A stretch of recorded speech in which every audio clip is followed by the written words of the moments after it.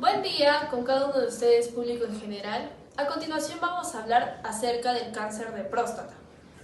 Es un tumor maligno que se origina en las células glandulares de la próstata, y la próstata es una glándula del aparato reproductor masculino. Es muy importante hablar de este tema, ya que es uno de los cánceres más frecuentes en los varones, especialmente aquellos que son mayores de 50 años. En su etapa inicial es asintomático y su progresión suele ser muy lenta, lo que dificulta el diagnóstico precoz.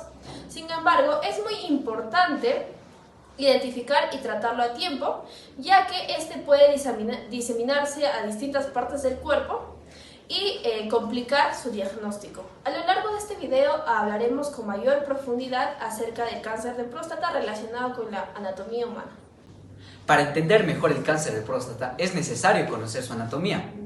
La próstata es una glándula fibromuscular ubicada en la pelvis menor, por debajo de la vejiga urinaria y anterior al recto. En un adulto normal, la próstata mide aproximadamente 3 centímetros de alto, 4 centímetros de ancho y 2 centímetros de grosor, llegando a pesar 20 gramos aproximadamente. La próstata tiene forma de pirámide, siendo su base superior ubicada a nivel del cuello vesical y su vértice apuntando hacia el perineo. Con respecto a su irrigación, está irrigada principalmente por la arteria vesical inferior y por ramas, más secundariamente, por la arteria pudenda interna y la arteria rectal media. Con respecto a su inervación, está inervada por ramas del plexo nervioso hipogástrico inferior y por ramas parasimpáticas y simpáticas. Con respecto a su drenaje linfático, sus vasos linfáticos drenan en los nódulos linfáticos ilíacos internos y sacros, siendo estas importantes en su estadiaje y diseminación de este cáncer. Continuamos con la localización anatómica del cáncer de próstata. Como ya mencionaron, el próstata tiene 5 partes, pero en el contexto del cáncer lo que más nos importa es la zona periférica, ya que acá se da del 70 al 75% de los casos. Esta zona se encuentra en la parte posterior externa de la próstata y se encuentra cerca al recto, lo que facilita para poder realizar el tacto rectal.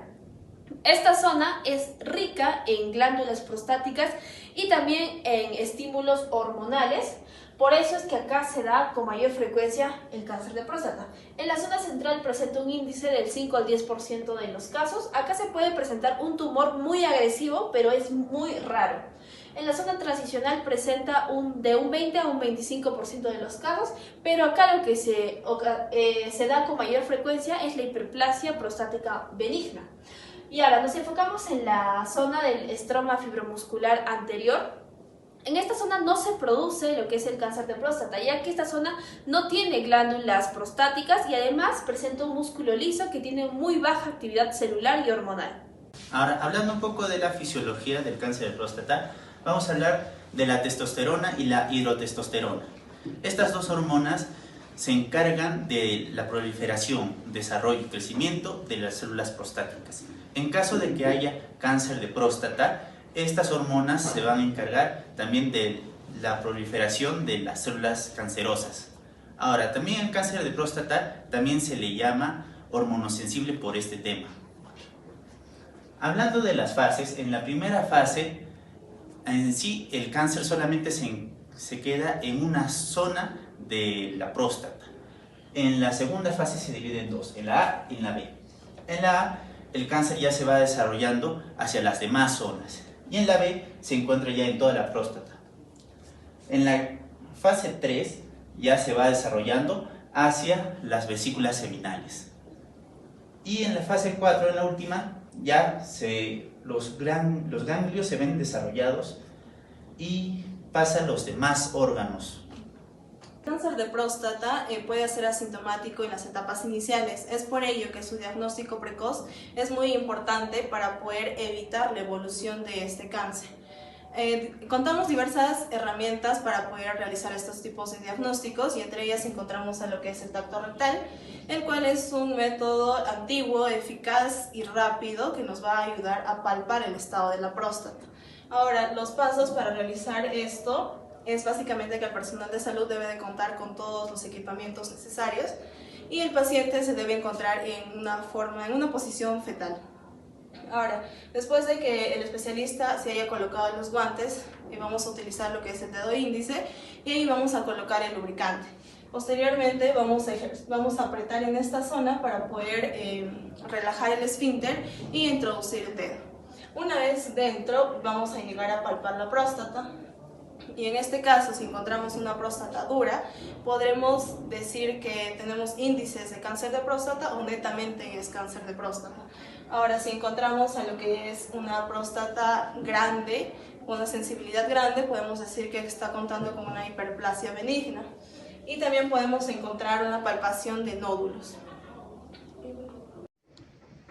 La próstata es una glándula masculina del tamaño de una nuez que se encuentra por debajo de la vejiga y que rodea a la uretra.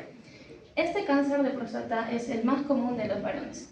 La prostatectomía radical es un tratamiento quirúrgico que va a extirpar los tejidos adyacentes, las vesículas seminales y ganglios linfáticos que han sido afectados por estas células cancerosas.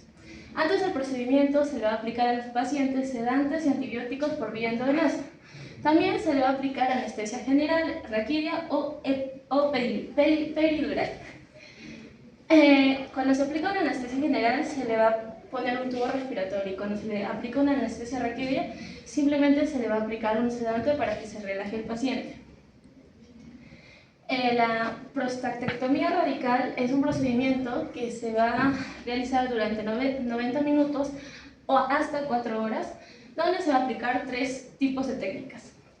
La primera es la retropúbica abierta, que se va a hacer una pequeña incisión en la región pélvica. La segunda es la técnica perineal abierta, que se va a hacer una pequeña incisión entre el recto y el escroto. Y la tercera es la técnica laparoscópica, que se va a realizar 4 pequeñas incisiones donde se van a introducir las herramientas para el monitoreo de la glándula. Asimismo, se va a retirar el tejido adyacente a esta glándula para retirarla por donde ya se había hecho anteriormente los agujeros.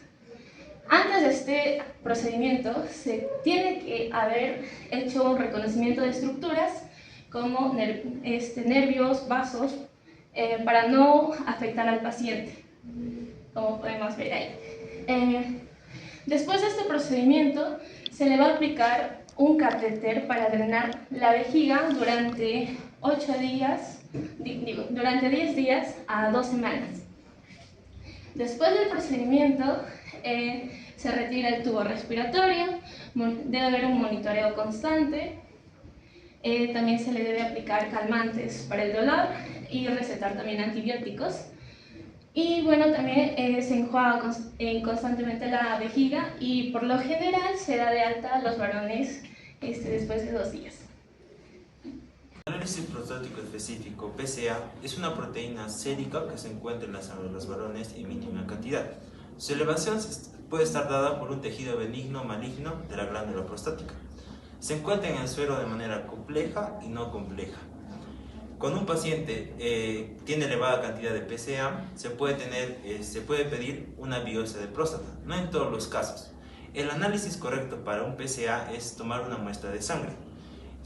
No es necesario que el paciente esté en ayunas o en condiciones externas.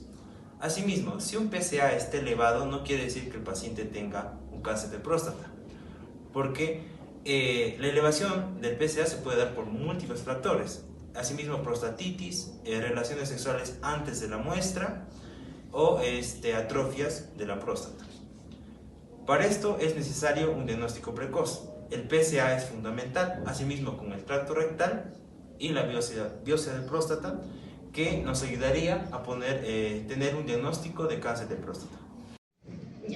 Continuando con los tratamientos sobre el cáncer de próstata, pues son procedimientos médicos, quirúrgicos y farmacológicos que ayudan a eliminar y a ralentizar el crecimiento y proliferación de las células cancerosas de la próstata.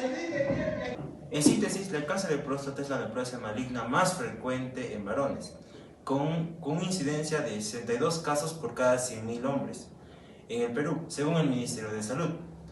A pesar de esta prevalencia, el diagnóstico se da en etapas tardías de esta enfermedad. ¿Por qué? Por falta de conciencia o baja cobertura de tamizaje. En contexto, el diagnóstico precoz es muy importante, ya que a través del control de antígeno prostático y el tracto rectal ayuda a mejorar la sobrevida y la calidad de vida de los pacientes. Por eso es importante promover campañas de detección oportuna y educar a la población masculina como una estrategia importante de salud pública para reducir la mortalidad de esta enfermedad en el país.